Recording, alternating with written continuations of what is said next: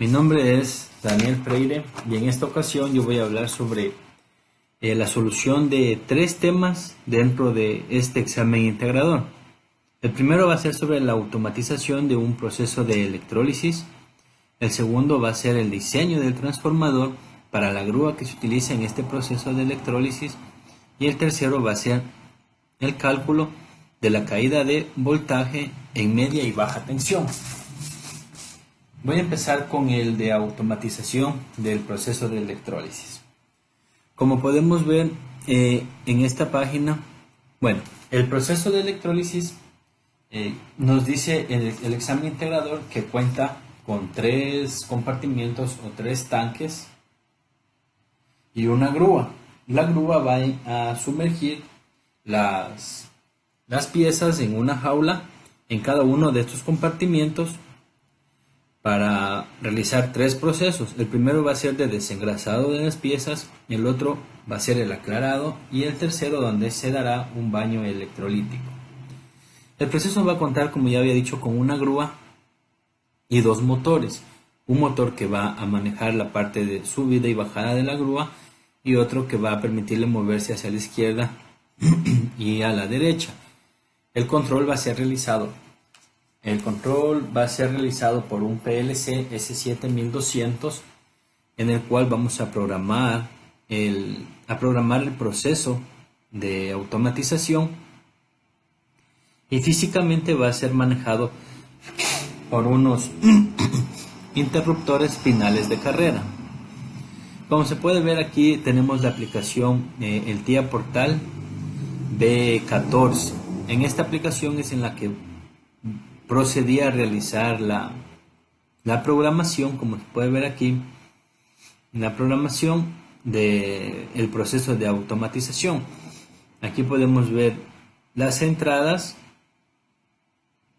que activan y las entradas que desactivan cada una de las salidas, como es el motor de ascenso, el motor de ida, el motor de descenso, la etapa 1, etapa 2, etapa 3, un temporizador que se utiliza en una de las etapas, el motor de regreso.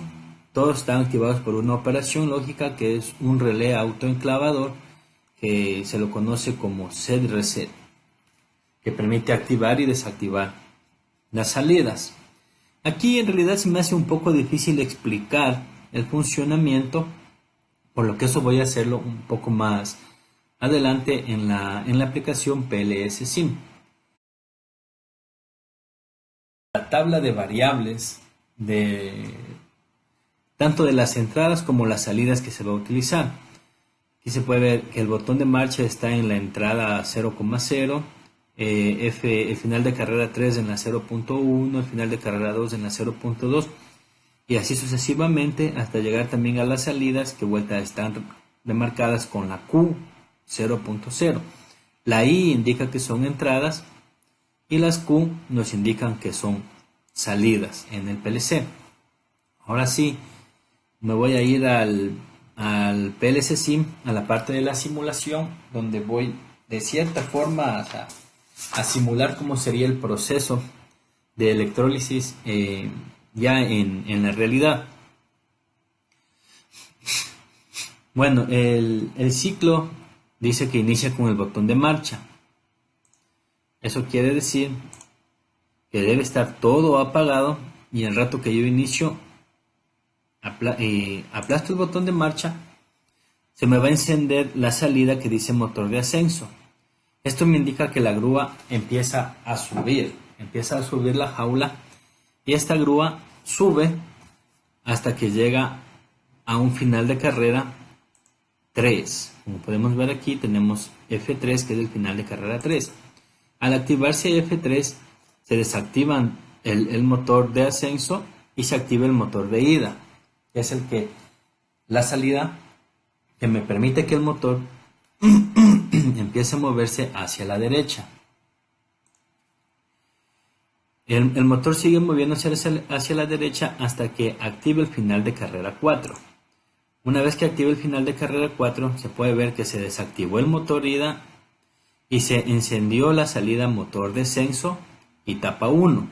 Quiere decir que la grúa empezó, en este punto la grúa empezó a bajar y por medio de una electroválvula y un pistón neumático se abre la tapa del primer compartimiento o del primer tanque.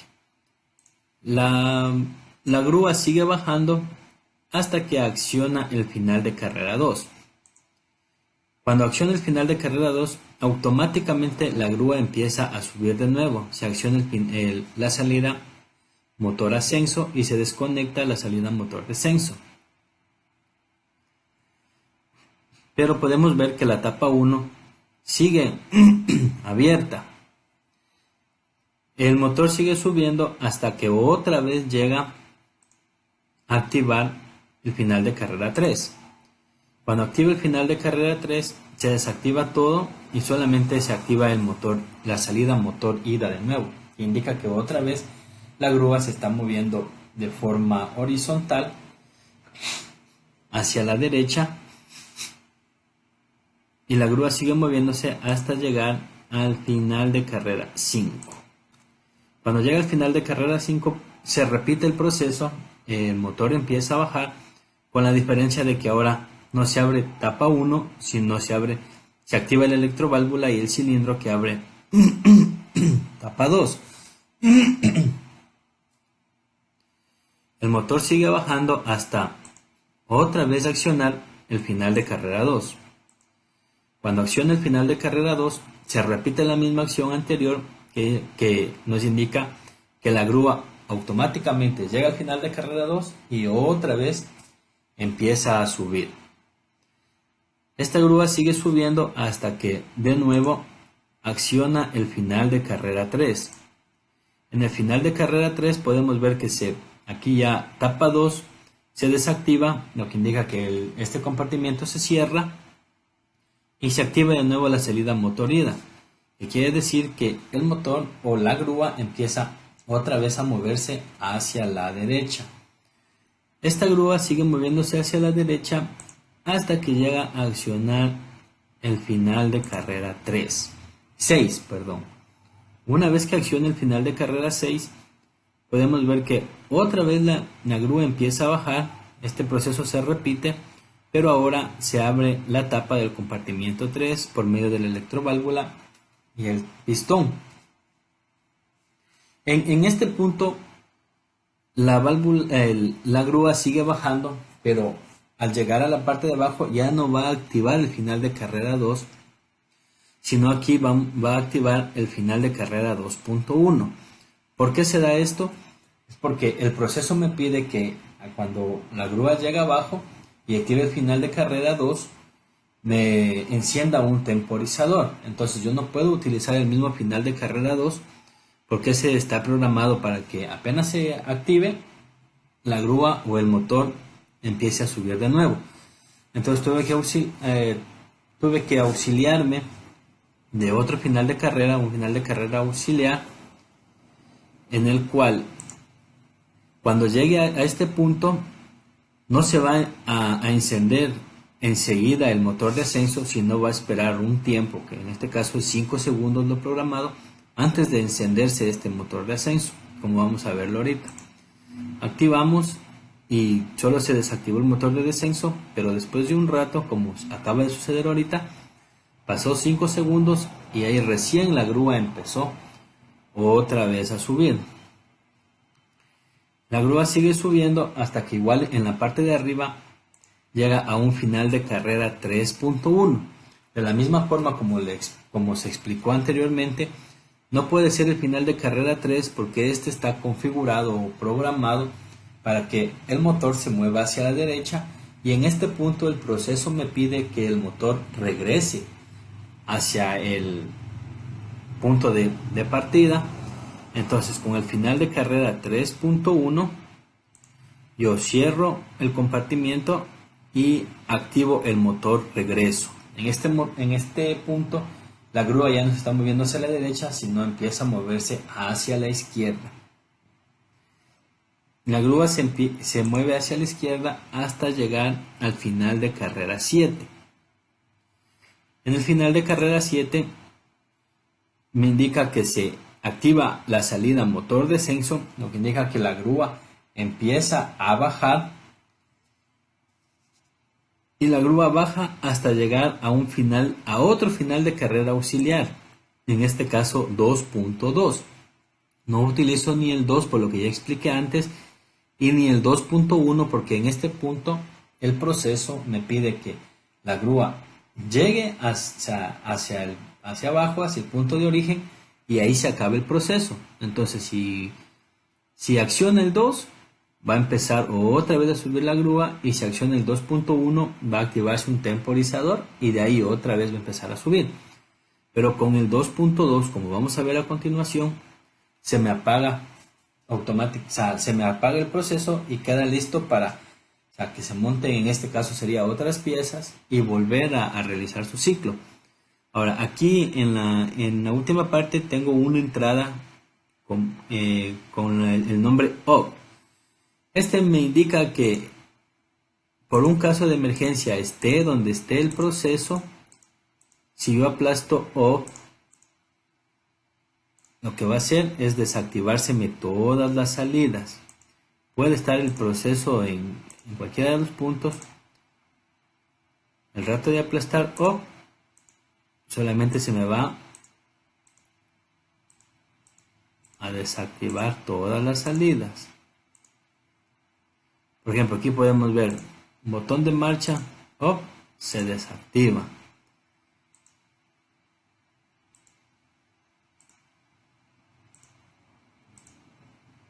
Y también OFF, se desactivan todas las salidas. Para esto me sirve este botón adicional que yo le puse OFF, que es como un tipo de parada de emergencia en caso de suceder algún problema dentro del proceso.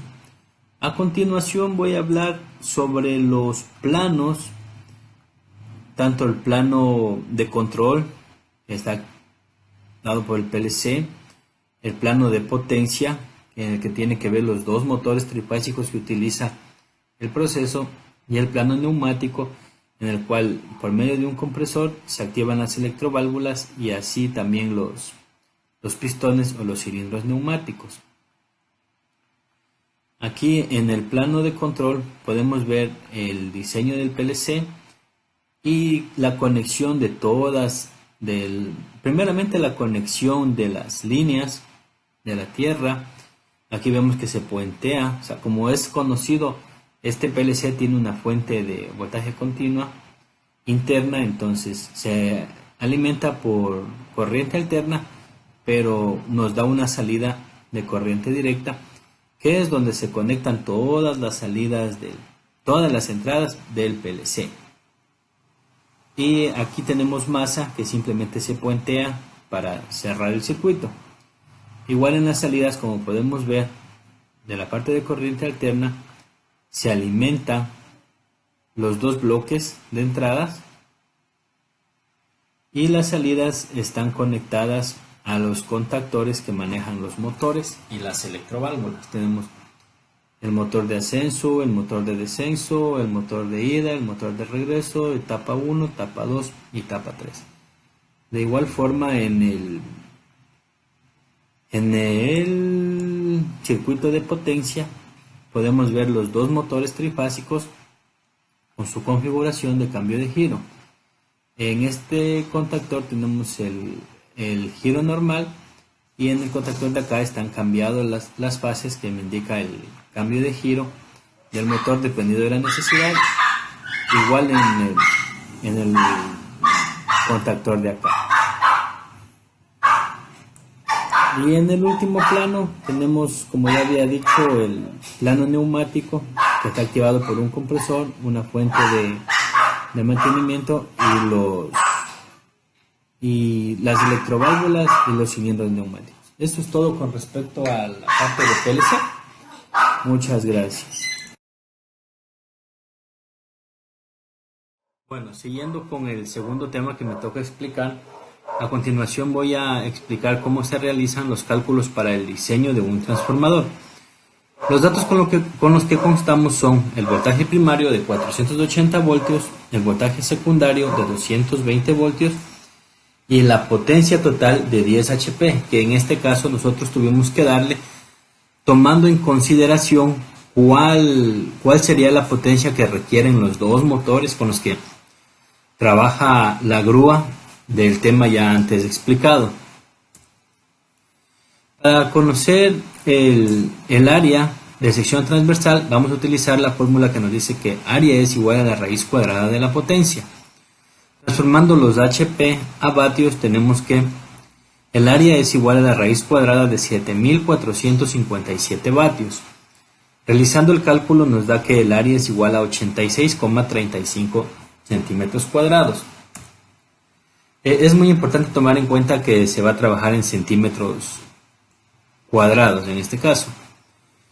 Para la selección del calibre del conductor tenemos que realizar primero el cálculo de la intensidad en cada uno de los devanados. El cálculo de la intensidad en el devanado primario, tomando la fórmula de la potencia, nos dice que la intensidad en el devanado primario es igual a la potencia sobre el voltaje de alta. Tenemos que la intensidad del devanado primario es igual a 7457 vatios dividido para 480 voltios, que nos da una intensidad de 15,33 amperios. Según la tabla AWG, el conductor que se necesita es calibre 10. En el cálculo de la intensidad en el devanado secundario, nos dice que la intensidad es igual a la potencia sobre el voltaje. En este caso el voltaje es el de baja. Entonces nos da que 7457 vatios dividido para 220 voltios nos da 33,89 amperios. Según la tabla AWG, para conductores esmaltados, el conductor que se necesita es calibre número 6. Estos son los dos conductores con los que podemos ya realizar la construcción de nuestro transformador. Para realizar el cálculo o para conocer el número de espiras o de vueltas que se tiene que dar en cada uno de los devanados, utilizamos la fórmula que nos dice que el número de vueltas en el devanado primario es igual a 42, que es una constante, dividido para el área que ya calculamos anteriormente por el voltaje de dicho devanado, en este caso el voltaje primario o el voltaje de alta. Nos da 42 dividido para 86,35 centímetros cuadrados, que es el área, por 480 voltios. Nos indica que en el lado de alta tendríamos que dar 233,46 vueltas. El mismo cálculo se realiza para el devanado secundario. Simplemente cambia el voltaje, en este caso es 220, que es el voltaje de baja, y ya no son los 480 que se utilizó anteriormente, y el cálculo nos da igual a 107 voltios. Dentro de las características del transformador es muy importante tomar en cuenta que al ser un transformador trifásico, las tres columnas deben tener características similares, es decir, el área de sección transversal debe ser el mismo en las tres columnas, el número de vueltas tanto en el bobinado primario como en el bobinado secundario también tiene que ser el mismo en las tres columnas, y el calibre. No puede haber diferencia entre las tres columnas porque si no el transformador no va a trabajar de forma adecuada. En esta tabla se ha puesto algunas de las características del transformador. Como ya podemos ver, dice el número de fases, 3 nos indica que es un transformador trifásico. La potencia del transformador, 10 HP, como ya lo había explicado anteriormente. El voltaje primario es de 480 voltios. El voltaje secundario es de 220 voltios. Nos indica que es un transformador reductor que vamos a reducir de 480 a 220 voltios. La intensidad en este caso de salida, que es la que nos va a abastecer nuestros equipos, es de 33,98 amperios. Y la conexión de este transformador va a ser la conexión estrella delta. Esta conexión es la que comúnmente se utiliza en transformadores reductores, ya que la conexión delta trabaja de una forma muy buena con cargas desequilibradas y también tiene un buen trabajo con armónicos. Es por este motivo que es el transformador más, es el tipo de conexión más adecuado para este tipo de transformadores, en este caso reductores. Eso es todo con relación al cálculo de los parámetros para el diseño de un transformador. Muchas gracias.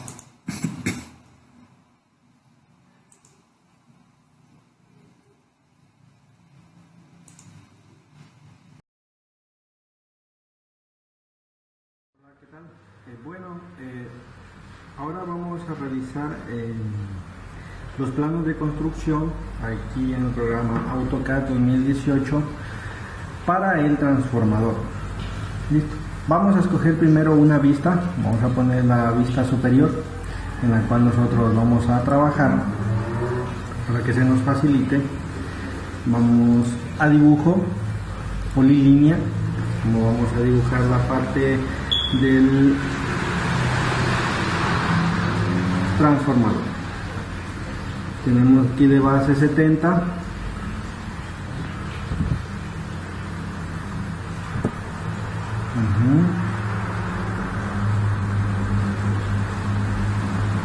Listo.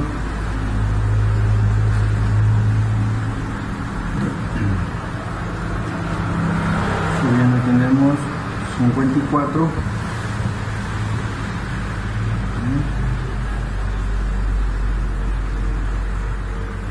Ancho tenemos 10. Okay.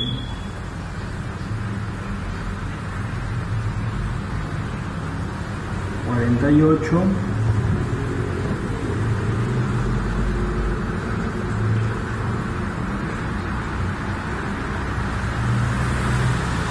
Aquí tenemos 20.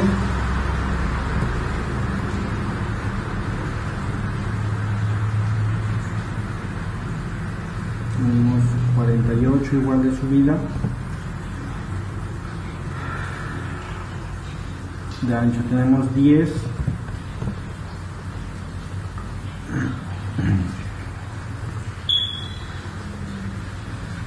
...48 de bajada...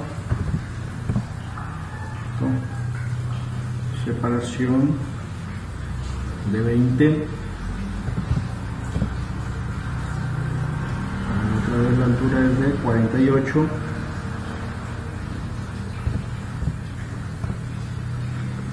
el ancho de 10...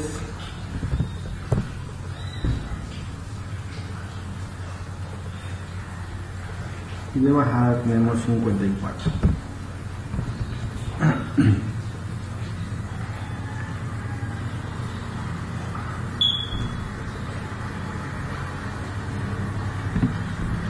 Listo, tenemos hecha la primera base. Vamos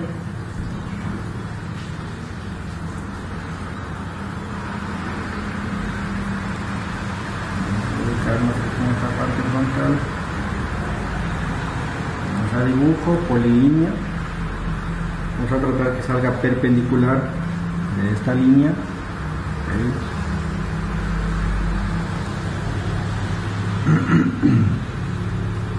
70 de ancho.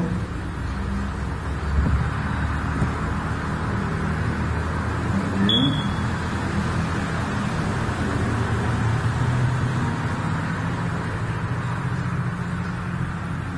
6. Otra vez 70.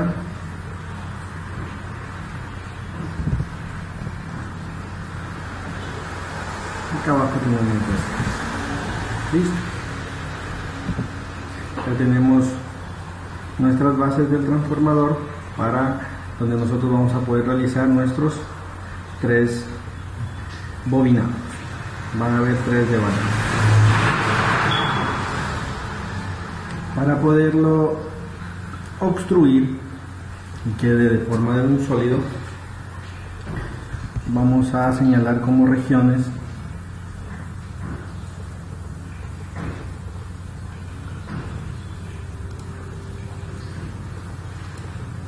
listo, damos enter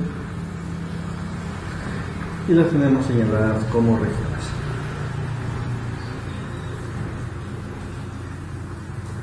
Vamos a herramientas 3D, obstrucción,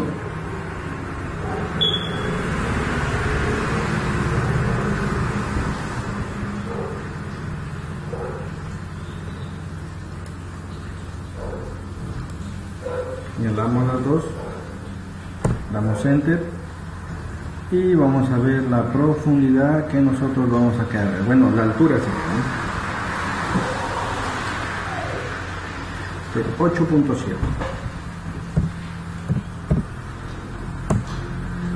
Listo. Y vamos a revisar cómo quedó nuestro sólido. Aquí lo tenemos.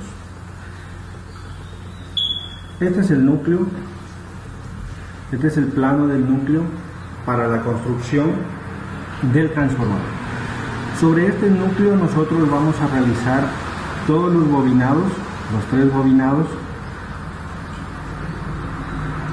Para nosotros poder realizar esto tiene que tener sus debidas cotas, debe de tener sus respectivas medidas, ¿cierto? Bueno, vamos a poner el acotamiento de cada uno de ellos. Entonces nos vamos acá a presentación. Esta que sale por default la borramos. Vamos a configurar nuestra hojita. Vamos a modificar. Vamos a asegurarnos que a la hora de imprimir va a salir de DWG a PDF. Correcto. El tamaño que nosotros vamos a escoger, la ISO A4, 210 por 297 milímetros. La escala va a ser 1 de 1. Las unidades milímetros, estamos bien ahí. Ok, ponemos aceptar y cerrar. Vamos a la hoja de presentación, crear vista, base a partir del espacio modelado.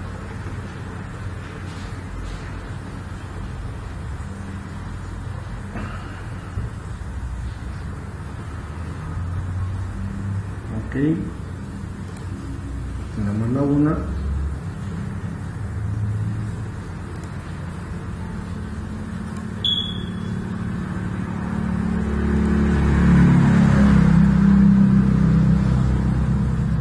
La otra vista.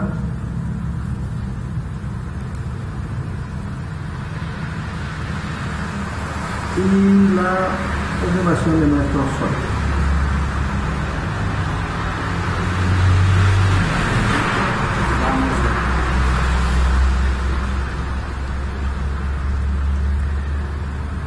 Podemos ver nuestras dos vistas donde vamos a acotar nosotros, y aquí es más o menos cómo nos queda nuestro sólido o nuestra figura. Esto ya va a depender si nosotros vamos a usar un tipo de material sólido ferromagnético o vamos a usar tipo chapa, los cuales vamos a tener que unir una sobre otra hasta conseguir el espesor deseado según los cálculos que ya se realizaron. Vamos a especificar cada uno de sus lados cuánto mide para el momento de la construcción no haya ninguna equivocación. Vámonos a anotar cota. Vamos a modificar aquí en texto el tamaño que nosotros queremos. Vamos a poner de 2.5, ¿ya? Para que se pueda ver la cota cuando nosotros la queramos poner. Vamos a aceptar y cerrar. Listo. Vamos a acotar.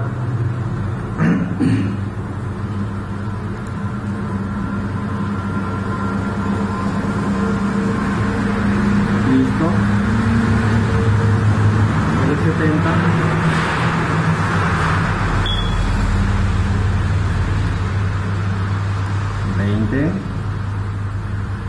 Aquí las cotas se nos van a generar automáticamente según como nosotros hayamos marcado las medidas, como al inicio cuando estábamos recién dibujando, nosotros metíamos la data y según eso se nos creaba la figura. Vamos a tratar de acotar en los lugares, tratando siempre de ser lo más específico posible. Siempre lo más específico posible, mientras más datos, mucho mejor para la hora de la construcción. Así nos vamos a evitar cualquier tipo de inconvenientes al momento de construir.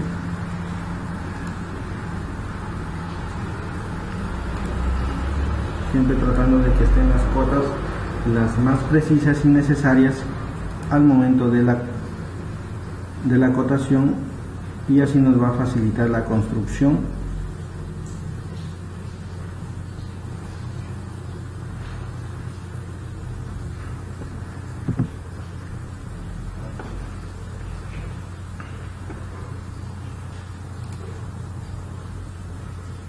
De nuestro transformador. ¿Listo?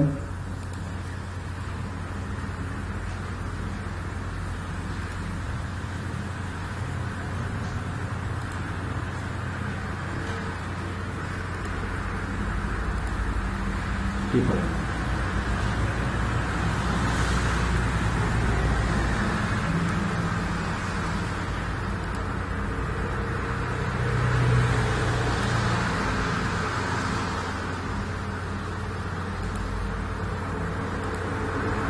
Listo. Vamos a ir a la otra vista. Vamos a acotar respectivamente.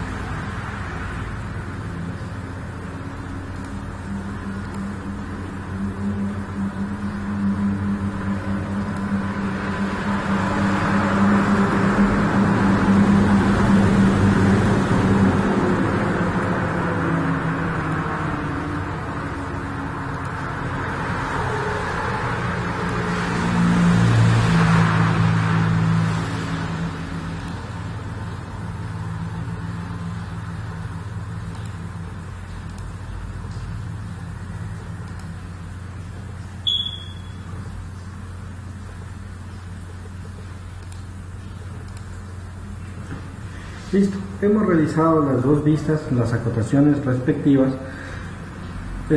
Como hemos tratado de detallar lo más preciso, las cuotas más necesarias y más precisas, para que al momento de la construcción no haya ningún error. Este sería el plano de construcción ya del núcleo para nuestro transformador. Aquí lo que ya una vez tendremos el núcleo según las dimensiones, si es sólido como les decía, de material ferromagnético, o se lo puede hacer chapado, se lo montaría una sobre otra de cada una de las láminas hasta conseguir el espesor deseado, como podemos saber que es de 8.7 milímetros, y esta es la forma que nos va a quedar nuestro transformador. Bueno, pues con esto ya tendríamos resuelta la parte de la pregunta del diseño de los planos de construcción para nuestro transformador. Nada más que nos quedaría ya imprimirlo y tendríamos nuestro plano construido y detallado, listo para que se pueda ser elaborado el transformador. Bueno, pues muchas gracias.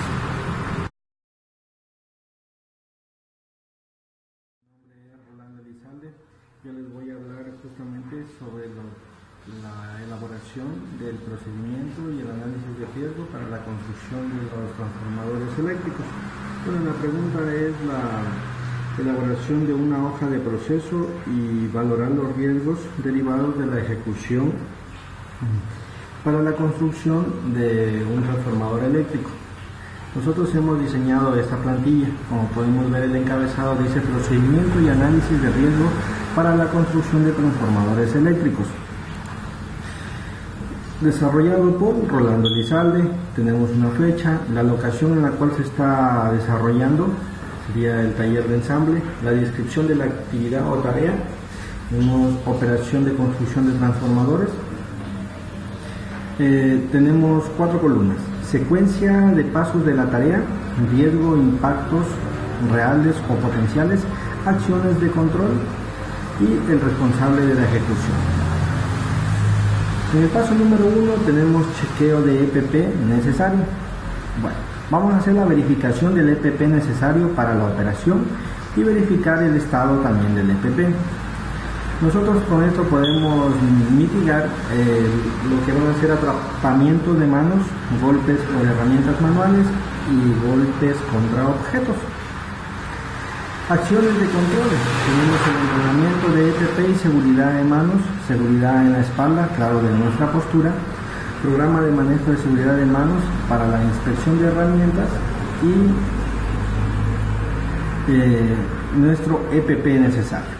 Técnico de taller de ensamble va a ser el responsable quien realice esto. En el paso número 2, ensamble de la coraza del transformador. Ensamble de láminas del núcleo del transformador y la manipulación del núcleo del transformador. De esto, dependiendo ya del tamaño y las dimensiones del transformador, nosotros vamos a poder estar mitigando atrapamiento de manos a la hora de manipular o realizar esta tarea, golpes contra objetos, y como podemos ver, nuestras acciones de control o procedimientos a realizar es el conocimiento del equipo del uso de planos, entrenamiento en EPP y seguridad de manos, programa de manejo de seguridad de manos, procedimiento de seguridad en la espalda, siempre verificando nuestra postura de trabajo, y nuestro respectivo EPP. El responsable va a ser el técnico de taller. En el paso número 3, bobinar los devanados necesarios para cada lado del núcleo. Como punto A, verificar el calibre del cable y el número de espiras y realizar los bobinados. Para esto vamos a tener en cuenta la ergonomía sobre esfuerzos de carga estáticas y dinámicas, ya sería dependiendo del tipo de núcleo y el tamaño del núcleo para el transformador que vamos a hacer, golpes por herramientas o cortes. Usar la hoja de cálculo de diseño del transformador y sus respectivos planos para realizar esta tarea y no tener inconvenientes ni equivocación al momento de realizar los bobinados y la selección del cable. Entrenamiento de EPP y seguridad de manos, programa de manejo de seguridad de manos y el procedimiento de seguridad de la espalda, manejo seguro de carga, y vamos a ocupar ayuda mecánica para cualquier manipulación de núcleos, digamos que ya sean un poco más grandes. El responsable sería el técnico de taller. Realizar pruebas de funcionamiento. Para el transformador vamos a realizar medidas de voltaje y amperaje y realizar pruebas de cortocircuito para ver que nuestro transformador esté funcionando de la manera correcta, esté dando el amperaje correcto y nos esté dando el voltaje correcto. La exposición del cuerpo a corrientes eléctricas sería uno de los riesgos posibles, quemaduras por electricidad o daños en los equipos de medición. Manera de mitigar: podemos, delimitando el área de trabajo donde vamos a realizar esto, el uso del EPP para trabajos eléctricos, aplicar las 5 reglas de oro de la electricidad, que es muy importante, conocimiento del uso de instrumentos de medidas eléctricas, ya que tenemos que estar netamente capacitados para poder realizar las mediciones, uso de bloqueo y etiqueta. Esto lo va a realizar el técnico de taller de ensamble. Paso número 5, realizar el etiquetado de chapa para el transformador según las pruebas realizadas. Vamos a realizar la identificación de los terminales de cada devanado de entrada y salida de voltaje para que no haya una confusión al final, ya cuando tengamos nuestro transformador y queramos ponerlo a trabajar, esto quede debidamente identificado para cualquier usuario, sepa dónde va a conectar el voltaje de entrada y dónde va a quedar el voltaje de salida.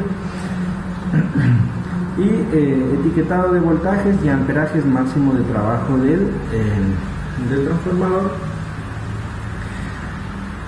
Vamos a tener una exposición del cuerpo a corrientes, quemaduras por electricidad y daños en los equipos de medición. Una manera de mitigarlo sería el uso de la hoja de cálculo y planos de diseño de para no cometer ningún tipo de errores. El uso del EPP necesario y conocimientos de uso de instrumentos de medidas eléctricas. Nosotros debemos estar en plena capacitación para poder usar los instrumentos de medidas eléctricas, así evitar algún tipo de incidente con nosotros mismos o un daño en los instrumentos de medición al hacerlo de una manera errónea. ¿Quién es el responsable? Va a ser el técnico de taller de ensamble. Bueno, en esto terminaría los 5 pasos para realizar el ensamble del transformador y el análisis respectivo de cada uno de los riesgos y cómo los podemos mitigar.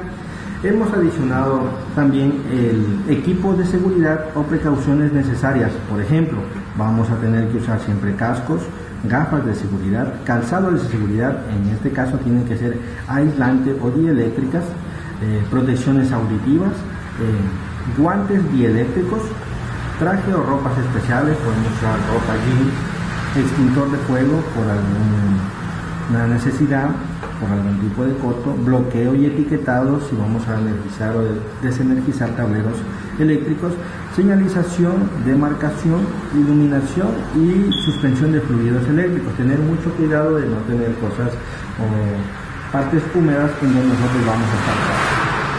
Nombre de la persona involucrada de la tarea, que sería el técnico de ensamble que lo estaría aquí, y quien lo revisa, el supervisor de taller de ensamble.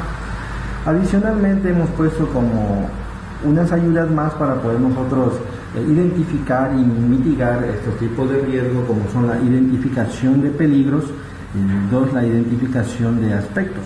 Por ejemplo, la identificación de peligros tenemos para resbalones, caídas, siempre mantener el orden y limpieza, golpes por objetos, golpes por colisión, atrapamiento, ya sea de mano, sobre o con maquinaria, esfuerzos excesivos, sobreesfuerzos de levantamiento, exposición de temperaturas, exposición de sustancias nocivas, contacto a electricidad y fuentes de calor, tener mucho cuidado.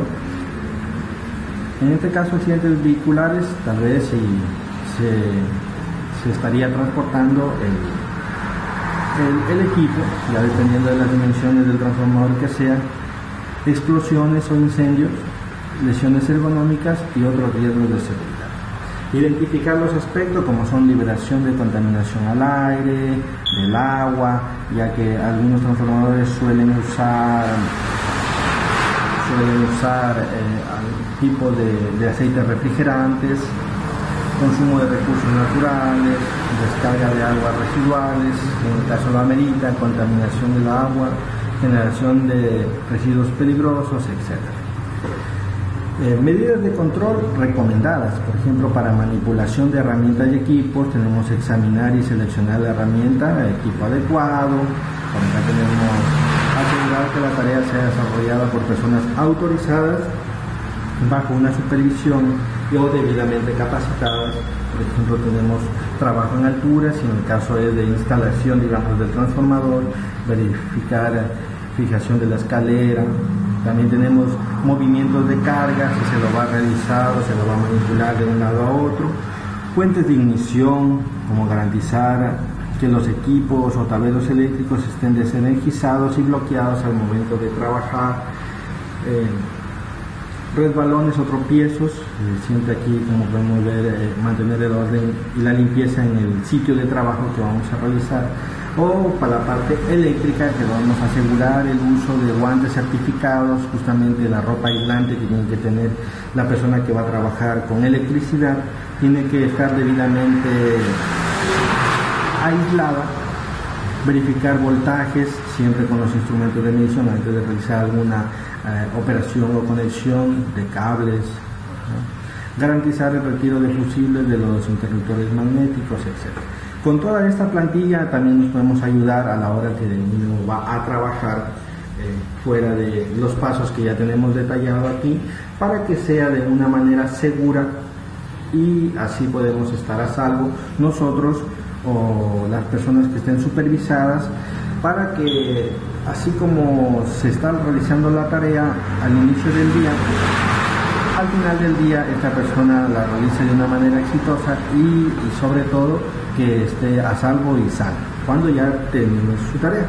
Bueno, pues esta sería nuestra hoja de proceso y análisis justamente de cada riesgo para las tareas que sería al momento de construir el transformador. ¿Listo? Ok, muchas gracias.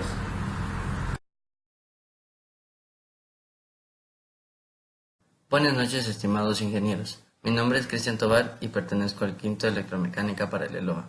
A continuación les voy a demostrar cómo se realizó el gráfico de Pareto y el gráfico de control de medias y rango, para lo que utilizamos el programa Excel.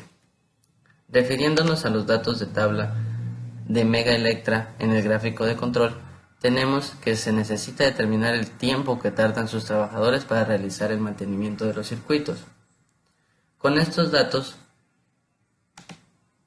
en Excel, ingresando con el número de operarios, nos dan 5 tiempos en minutos, que son los que tardan cada uno de los operarios en revisar los circuitos eléctricos. Para realizar las tablas del dato de medias, sacamos el promedio de los 5 datos. En la línea de control de medias sacamos el promedio del mismo. En la línea de control superior sacamos lo que es el dato de línea de control de medias por la línea de control de rangos, más un dato de tabla que es el 0557. A su vez, para la línea de control superior es la misma fórmula, solo que cambiando el signo a menos. Para la línea de control de rango, en cambio, tenemos en la línea de control superior, sacamos a través de otro dato de tabla, que es el número 202,1144, más por el dato de control. A su vez, la línea de control inferior nos da un dato, nos arroja un dato, el cual por el tiempo utilizado en el número de operarios, o sea, los 5 tiempos, este dato viene a ser 0, el cual multiplicándolo por la línea de control de rangos nos da 0. Para interpretar las líneas de control de medias, podemos observar que en la línea de control de medias tenemos un dato de tiempo, el cual ha sobrepasado nuestra línea de control. A su vez, tenemos un punto donde este ha querido llegar a sobrepasar la línea de control inferior. Lo que se demuestra en el gráfico de rangos es el mismo punto crítico que tenemos, que ha sobrepasado nuestros rangos establecidos. Pero en el punto que mencionamos hace poco, vemos que ha sido un punto crítico estable, el cual debe ser tomado en cuenta al momento de revisar el gráfico de rangos. Estos gráficos nos ayudan a controlar el tiempo y así dar mayor eficacia para controlar mucho mejor los tiempos de los operarios que están trabajando. A continuación, el gráfico de Pareto nos demuestra con qué frecuencia fallan cada uno de los productos que se tiene en la empresa Mega Electra. Tenemos los datos de fallas y los datos de frecuencias, en donde con los datos de frecuencia ordenados de mayor a menor, debemos sacar el porcentaje de todos estos datos sumando el total, dando así que nos da en los conectores rotos un porcentaje de 13,49, que su acumulado al igual es sacado del mismo porcentaje, y su porcentaje acumulado es sacado del porcentaje más el acumulado. Para interpretar esta tabla del gráfico de Pareto, podemos observar que en los 5 primeros productos se observa que hay un 64% de fallas, que es en donde más debe hacer énfasis al momento de revisar con qué frecuencia se dan estas fallas. Los 3 últimos no demuestran tantas fallas tan exageradas. Esto nos lleva a revisar que según los datos referidos de Mega Electra, hay un análisis para estos 5 productos que demuestran fallas muy acumuladas.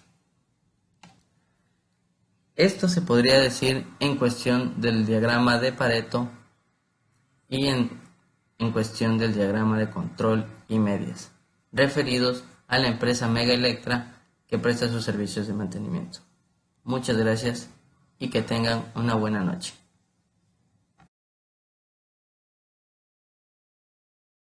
Bueno, a continuación yo voy a explicar sobre el tercer tema que me toca defender en este examen integrador, que es sobre la caída de voltaje para circuitos primarios y secundarios.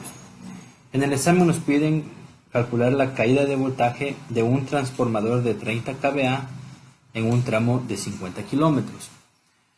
Para realizar este cálculo de caída de voltaje, yo utilicé un formato que ya viene dado en la guía para diseño de redes de distribución de la empresa eléctrica, en el cual, como se puede ver, ya tiene su membrete, el lugar donde se pone todos los datos generales de la instalación, el esquema de la instalación en sí. Como se puede ver, aquí está el punto de alimentación, el transformador, la distancia que hay entre los dos puntos y la potencia que va a haber entre estos dos puntos. También se designa estos dos puntos como el punto 0, 1. Esto es muy importante para la parte que viene a continuación. Como podemos ver aquí, tenemos una cierta cantidad de parámetros en la cual, por ejemplo, en la designación, en la columna 1, ahí se establece la designación de los puntos, como le había dicho, ya había explicado antes, que va desde el punto 0 hasta el punto 1. La longitud es 50 kilómetros. El número del transformador sería la placa o el nombre del transformador en este caso. La potencia del transformador en la columna 4, en la columna 5 va la potencia del circuito en general, en el caso de que hubiera más transformadores. Esto cambiaría, pero en este caso no, porque es solo un transformador. En la columna 6 se pone el número de fases del transformador, en este caso es un transformador trifásico. En la columna 7 está el calibre del conductor que se va a utilizar. En la columna 8 tenemos, según el enunciado, se coloca el valor de los kVA por kilómetro determinado para el 1% de caída de voltaje, dependiendo de las características del conductor. Ese valor se obtiene de la tabla apéndice A12E en el documento Diseño de redes de distribución. En este caso, el valor nos dio de 6540 y, como podemos ver acá, aquí tenemos la tabla en mención. Nos dice que para un calibre 1.0 trifásico, ese valor va a ser de 6540. De aquí se obtiene ese dato. Regresando al documento, en la columna 9, que nos pide también los kVA por metro, pero este dato se obtiene multiplicando la potencia del transformador por la distancia entre los dos, entre el punto 0,1, que nos da un valor de 1500. Un valor de 1500, no tiene unidades. En la columna 11 se pone la caída de voltaje parcial que se calcula en este tramo, que se obtiene dividiendo la columna 9 para la 8, o sea los 1500 dividido para 6540, y nos da un valor de 0.2. Nos da un valor de 0.2 que es muy inferior al del 1%, pero este es el calibre que yo he decidido utilizar en este caso, porque si pongo un calibre de un área de sección transversal menor, o un calibre menor, en este caso un calibre 2 o 1, solamente obteniendo este dato y realizando el cálculo, ya se me pasa del 1%. Entonces, este es, a mi consideración, el calibre más adecuado, porque no me sirve de nada también poner un calibre de mayor área de sección transversal, porque sería un desperdicio, a mi parecer. A continuación voy a hablar sobre el cálculo de la caída de voltaje, en este caso en redes secundarias, que sería desde el transformador hasta el contador de energía y desde el contador de energía hasta el tablero de distribución, con una distancia de 25 metros en el primer tramo y 55 metros en el segundo tramo. Igual que en el ejercicio anterior, ocupé un formato que ya viene establecido por la empresa eléctrica Quito, donde tenemos igual el membrete donde se ponen todos los datos, el lugar donde se realiza el dibujo del esquema. Aquí tenemos nuestro transformador, la distancia desde el punto 0,1, desde el punto 0 al 1 es de 25 metros, donde en este caso se encuentra el contador de energía, y desde el contador de energía al tablero de distribución, que sería el punto 1, 2, es de 55 metros. Igual que en el cálculo anterior, tenemos ciertos parámetros en los cuales en la columna 1 nos indica que tenemos que designar el tramo. O sea, primero va entre el punto 0, 1. En la columna 2 dice que nos pide que pongamos la longitud en metros, en este caso son 25 metros. En la columna 3 nos pide el número de usuarios, ya que en la columna 4 tendríamos que calcular la DMD, pero en este caso ya nos da el valor que es de 30 kVA. Es lo que va, la demanda que va a necesitar en este caso la empresa o el lugar donde se va a instalar el transformador. En la columna 5 va el calibre del transformador. En este caso yo he escogido el calibre 3.0. En la columna 6 no ponemos nada porque esta columna solo se utiliza cuando son redes subterráneas.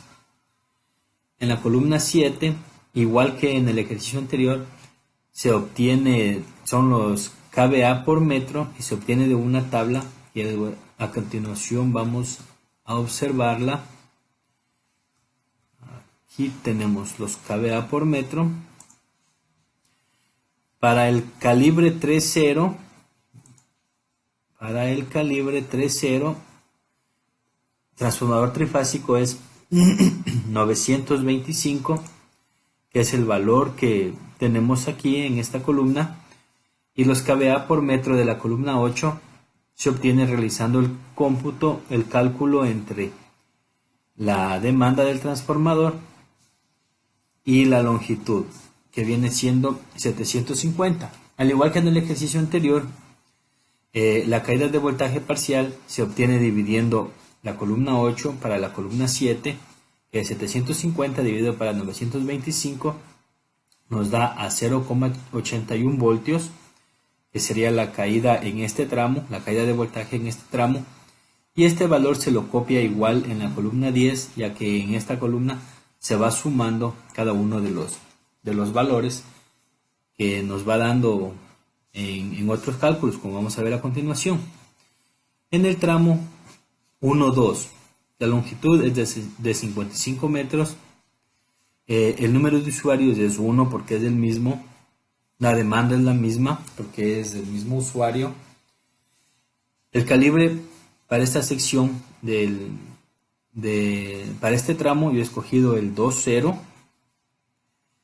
El valor obtenido de la tabla es 766. Vamos a verificarlo. Para el calibre 2.0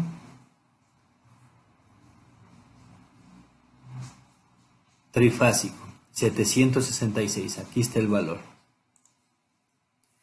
Los kVA por metro calculados entre la capacidad del transformador y la distancia nos da 1650, y la caída de voltaje parcial dividiendo los 1650 para 766 nos da 2,15. Sumando el 0,81 anterior, tenemos que la caída de voltaje total es de 2,96. Como podemos ver, esta caída de voltaje es se podría decir que estos calibres del conductor son los adecuados, ya que la caída de voltaje no supera los 3 voltios.